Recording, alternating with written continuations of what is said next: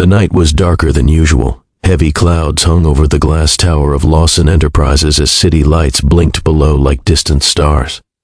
Inside the top-floor office, a man in a three-piece suit sat with his face buried in his hands. Ethan Lawson, a 34-year-old CEO known for his brilliance and perfectionism, was staring at his phone screen that kept lighting up with messages he couldn't answer. His 6-year-old daughter, Lily, was home with a fever, crying for him, while he sat trapped in an emergency meeting that refused to end. The single father had built an empire but somehow lost control of the one thing that truly mattered, time with his daughter. He had lost his wife, Anna, 3 years ago in a car accident that still replayed in his mind like a cruel echo. Every sound of screeching tires, every hospital hallway, he remembered it all. Since then, Ethan had promised himself he'd never let anyone else in, that his world would revolve only around Lily. But tonight, he was drowning. The housekeeper had left early, the nanny had resigned, and the only emergency babysitter he could find through an agency wasn't answering. Desperate, his shaking fingers dialed a number he thought was the agency's backup line, but it wasn't. If you believe in kindness, second chances, and the unexpected beauty of life's accidents, don't forget to like, comment, share, and subscribe to Silent Hope.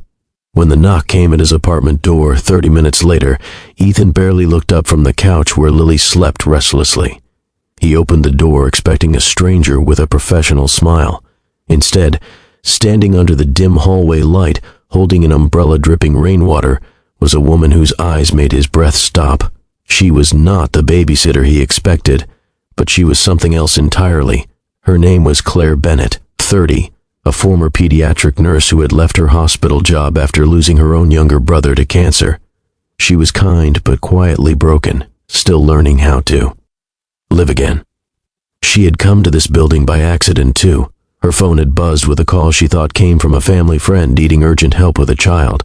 She didn't realize she was walking into the home of a powerful CEO who was as lost as she once had been. The moment their eyes met, something wordless passed between them, pain recognizing pain, and two lonely souls unknowingly stepping into each other's missing spaces. Claire knelt beside Lily, her gentle hands brushing away the little girl's damp hair. Her voice was soft but full of warmth, the kind that makes even feverish hearts rest easy. Within minutes, Lily's breathing slowed, and she drifted into a peaceful sleep, clutching Claire's hand. Ethan watched silently from the doorway, something in his chest shifting. For years, his world had been made of numbers, reports, and endless responsibilities. But seeing this stranger soothe his daughter like she was her own felt like sunlight entering a locked room. He didn't even ask why she had come. He just let her stay. As hours passed, the storm outside grew worse. Claire brewed tea in his kitchen, as though she'd lived there all her life. She listened quietly as he finally spoke, not as a CEO, but as a man who'd forgotten how to breathe.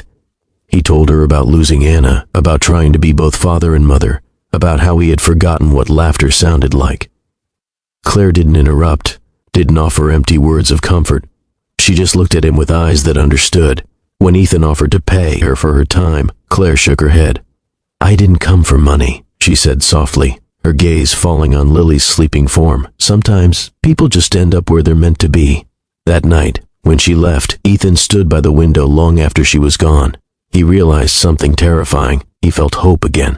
The next morning, Lily woke up asking about Miss Claire, her fever gone as if it had been washed away by the storm.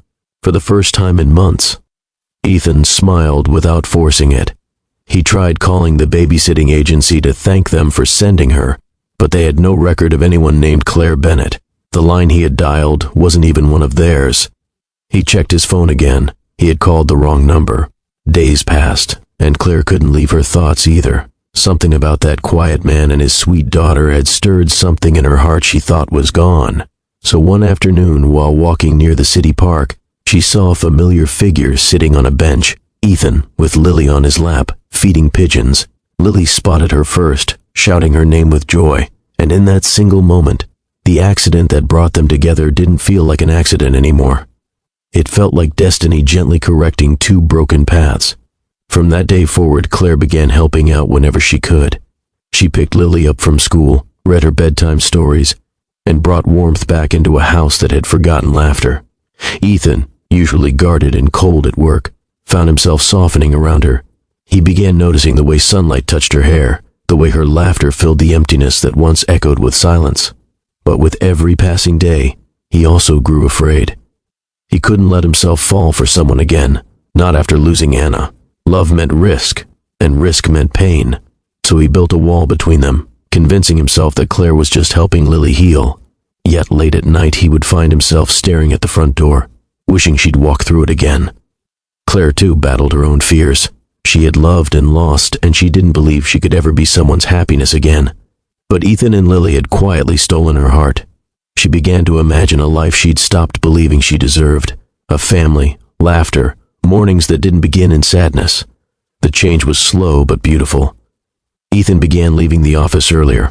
The man who once measured time in profits started measuring it in smiles. He would come home to find Claire teaching Lily how to bake cookies or helping her with art projects.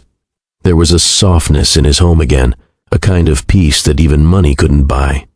Then came the night that tested everything. Ethan was driving home when his car was hit by a reckless driver at an intersection. He woke up in the hospital, bandaged and in pain, with his phone on the bedside table.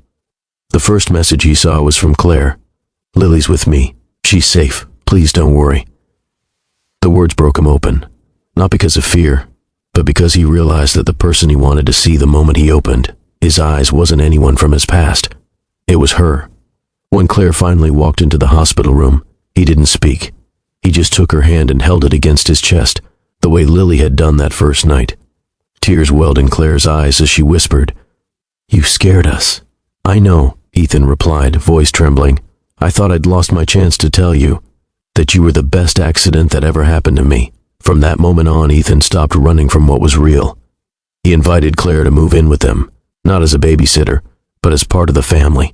He watched as Lily clung to her, calling her Mommy Claire, and for the first time since Anna's death, the house truly felt like home again.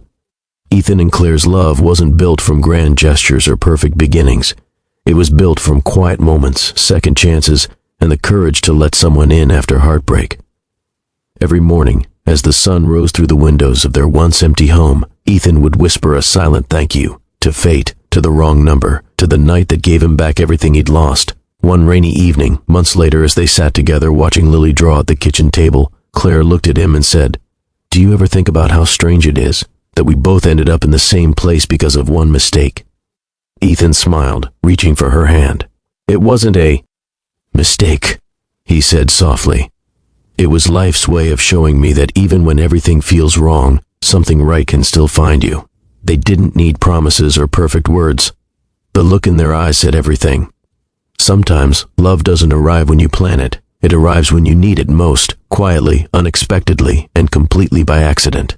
And somewhere in the corner of that cozy apartment, as Lily laughed and the city lights shimmered outside, two souls who had spent years lost finally found home again.